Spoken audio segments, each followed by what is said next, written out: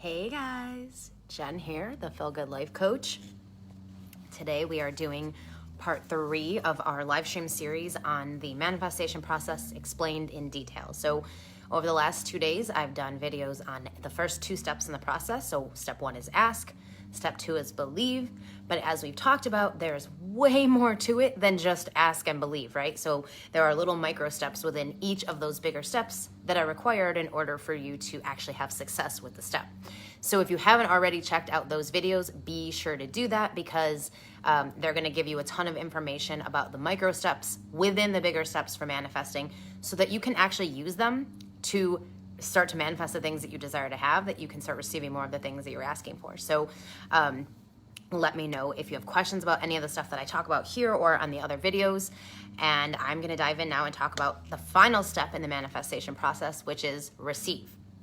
So like I said, there are micro steps within each of the different steps in the manifestation process, right? So there's not just ask, believe, receive. There are little micro steps in all of those steps. So with receive, obviously, receive is all about actually receiving the thing you've asked for, right? So you asked for it, you believed it, you did all the stuff within believe, and now you're going to be receiving the thing that you've asked for, the physical manifestation of the thing, or whatever it is that you've asked for. So in that, there are smaller things that you need to do. Now, this isn't true for every single manifestation. Now, there might be some manifestations where you literally just had no resistance to it, right? Like you just believed it, you asked for it, you knew it was yours, and it happened like that. That is a possibility, right? It's not like that can't happen. It can absolutely happen, and it happens all the time for people who understand this stuff and who've been able to deal with their inner shit enough to get rid of the blocks that stop them from being able to get the things that they want. So part of receiving is sometimes that you just get it, right? So you've asked for it and you've done the belief stuff and now you just receive the thing. Boom, it's yours. That happens sometimes.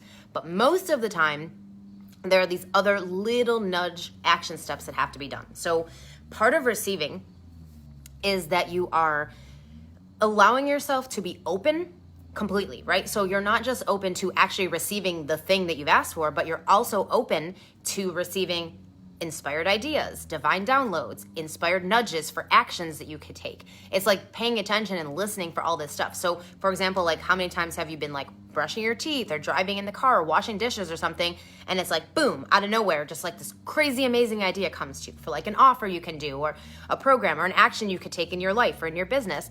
Well, those are not just random things. Those are actually inspired ideas, nudges, downloads that the universe is trying to send you for whatever it is you've asked for. But your job in the process to receive it is to take the action, right? And sometimes it's taking the action that allows the receiving to actually happen, right? So you take the action and suddenly that thing can now come into your life. But sometimes it's more than that, right? So sometimes there are more than just one little nudge action. So it's like a journey to the thing, depending on what it is, right? So it depends on what the actual ask is that you're manifesting. But the point is that you are willing and open to doing the things that you get inspired to do, because that is part of the receiving, right? It's part of, we talked about surrender yesterday. So you surrender the outcome to the universe and you say, I know this is mine. I believe it. I'm going to act as if it is. And I also know that I'm going to choose to surrender it, this or something better. So in that surrender, you still have action to take. Your job in the surrender process is to feel good and to act on the inspired ideas, the divine downloads, the nudges that you get for actions, etc. That's your job in the receiving process. And like I said, sometimes you just receive things, but other times there is an action required for you to receive the thing. So for example, I'm just going to use something really simple and basic because everyone could understand this. So when you order food on Grubhub, right? So you use your phone, you got your Grubhub up, you order a pizza or something, whatever. Well, you ordered it, right? So you've asked for your pizza. You know it's coming. You absolutely believe that that pizza is yours. Sorry, my dogs are going to for 1 second. They'll stop in a second, hopefully. There's someone outside. Like they see someone outside. Anyway, I might have to move. We'll see. Yeah, I might have to move. Hang on. Because they're just going to keep barking. And I'm going to lose my train of thought. Okay. Ooh. Really going to start barking. Not even sure what they're barking at. Okay, we're just going to go in another room. Hopefully, try to get away from them as much as possible. Okay. Anyhow. All right. Well, let's try this. See what happens. Okay. So, yeah. Like I was saying, there are sometimes actions that are required to receive the thing that you've asked for. So, you ask for something, you want it, you know it's yours, you believe it, and now you get to receive it. But part of the receiving is that sometimes you have to take an action. You have to take an inspired nudge and divine download, act on something, etc. Now, again, this is not for everything, but this is for a lot of things. And this is simply because the universe is going to require you to do something in order to get the thing, right? Because it can't just magically show up in your life if you're doing nothing, right? So you have to do something. You can't just ask for something, sit on the couch and think, oh, it's just going to show up. It's going to magically happen. No, it doesn't work like that. Now, yes, sometimes, like I said, depending on your level of resistance to it, you may receive it quickly, easily, without having to do very much. But sometimes you also just have to take an inspired action, like I said. So it's like if you want something, you get to take the inspired action. So I was talking about Grubhub, right? So you order the pizza, you know that it's yours, right? You've placed the order, which means it's yours. You paid for it. You know it's coming. What are you going to do now? Well, you're not going to just think, oh, well, maybe I should call up Grubhub and just double check that they got my order. And maybe I should contact my delivery person and make sure that they're going to pick up my food on time. And maybe I should, call the pizza place and I should double check that they are putting the right things, the right toppings on my pizza and that I don't have to, you're not going to micromanage the ordering process, right? You place the order, you know it's coming, you paid for it, it's on its way. You see the thing happening in the process right on the app, you're watching it happening. Now you're going to act as if you believe your pizza's coming, right? Because that's what you do when you order a pizza. You're going to go in the kitchen, you're going to set your table, you're going to get your plates out, you're going to figure out what movie you're going to watch if that's what you do while you eat. You're going to do all the things you would do to prepare for the pizza, acting as if it's coming, right?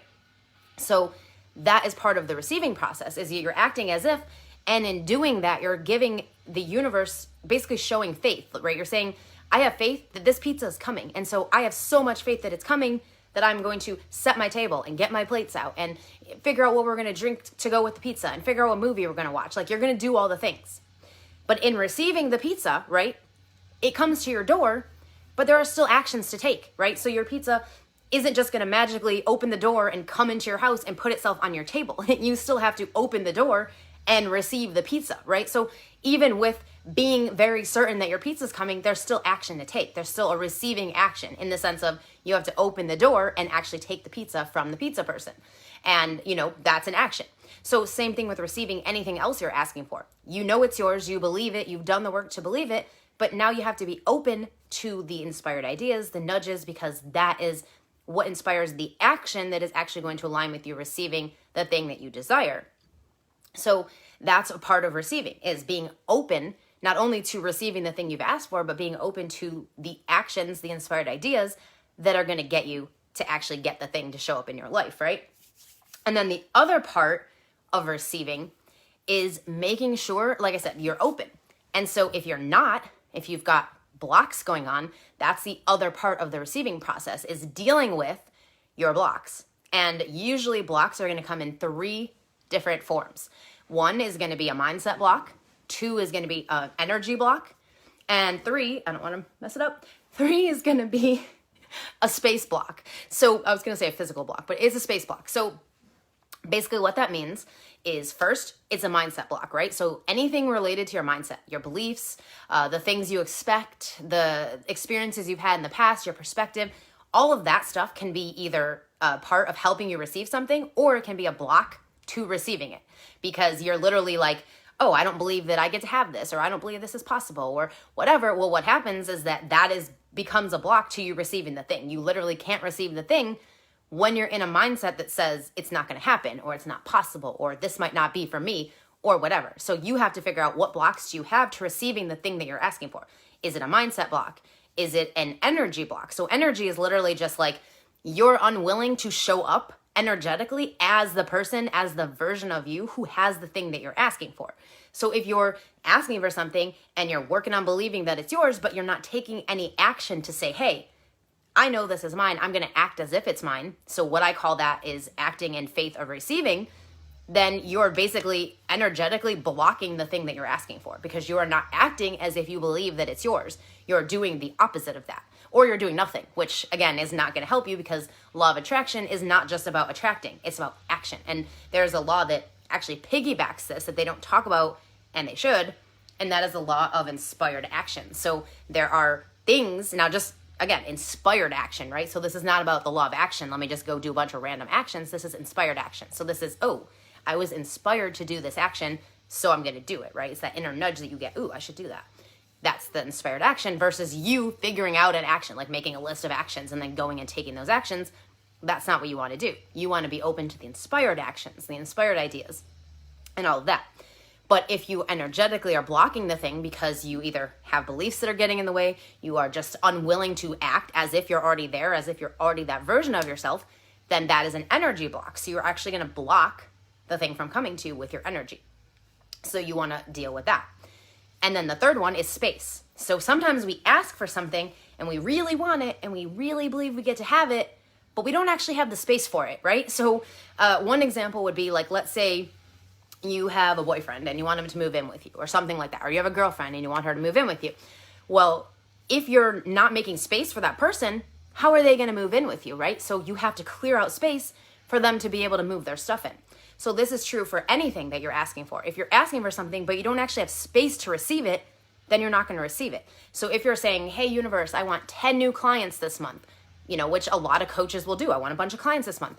But do you actually have space for those clients, right? So if you've got a ton of other stuff going on in your day and in your life, like you may not actually physically have the time to help those clients, or you may not physically have the space to help those clients because you're just so busy. Your calendar is so packed. So in that case, it's how can you clear out space to receive those clients, right? So one example for me would be, I actually, for the last decade plus, have been doing story coaching, book coaching, editing, doing freelance writing, doing like ghostwriting projects, all of that stuff. And although that's been fun and it's definitely a skill set that I have, I went to college for journalism, like I'm a professional writer and I have been for 20 years practically, like even with all of that, there were things in my business I wanted to be doing that I wasn't. One of which was what I'm doing right here, which is being the Feel Good Life Coach, sharing the stuff that I know that I've learned in my experience and my journey, and teaching you how to use it so that you can also manifest an incredible life for yourself. So the reason I wasn't able to do all of that as much as I wanted to was because I didn't have the space for it, right? So my business was so full with all of the other stuff I was doing that I couldn't have done what I'm doing now because I literally did not have the space for it. So I had to clear out the old stuff. So I had to literally go, okay, what is it that I don't want to be doing anymore? What is it that's taking up my time right now? And then I had to really get honest with myself about whether or not this was aligned with what I actually wanted to be doing in my business and in my life. And if it wasn't, then I had to be brave enough to decide that I was going to not do it anymore. So in 2018, I made like the most money I'd ever made up to that point. And I was really excited, but I made it doing stuff I did not really want to be doing. So I made a lot of it from ghostwriting, from freelance writing, from working with book clients, all this stuff. And again, while that was all great, it just wasn't fulfilling to me. It wasn't that thing that just got me super excited and passionate and like wanting to jump out of bed in the morning. It really wasn't that. So I had to give myself permission to let go of some of that stuff. So I had to say, okay, I'm not doing book coaching one-on-one anymore. I'm not doing any more ghostwriting. I'm not doing any more freelance work.